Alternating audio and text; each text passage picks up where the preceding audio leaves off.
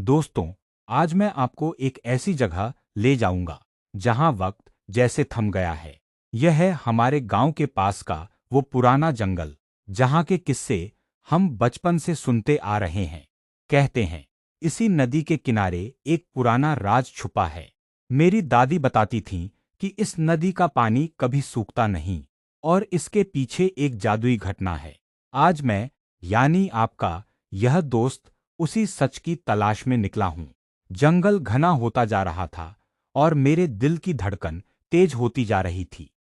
चलते चलते मैं एक ऐसी घाटी में पहुंचा जिसे मैंने पहले कभी नहीं देखा था। इस घाटी में छोटे छोटे घर थे, बिल्कुल एक सपने जैसे। और सबसे अजीब बात, यहां सुबह की धूप इतनी तेज और सुनहरी थी, जैसे सूरज सिर्फ इसी घाटी के लिए उगता हो। मैंने खुद से कहा, क्या यही वो रहस्यमयी घाटी है जिसका जिक्र पुरानी किताबों में था? पर यहां कोई इंसान नजर नहीं आ रहा था। देखते ही देखते दिन ढल गया और रात हो गई। घाटी पर एक अजीब सा सन्नाटा छा गया। मैंने फैसला किया कि मैं यहीं रुकूंगा। वो नीला घर, उसकी खिड़की से आती हुई धीमी रोशनी मुझे अपनी तरफ खींच रही थी।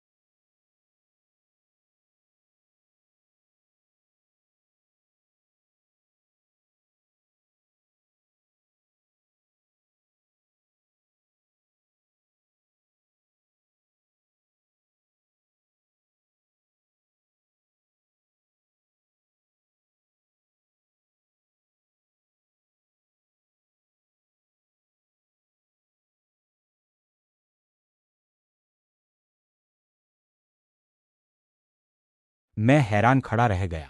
तभी दूसरे ने अपनी गहरी आवाज में मुझे चेतावनी देते हुए कहा, यह घाटी कोई जादू नहीं, बल्कि एक ऐसी जगह है जहां बीत चुका वक्त और आने वाला कल एक साथ मिलते हैं। तुमने यहां का राज देख लिया है, अब चुपचाप अपने गांव वापस लौट जाओ।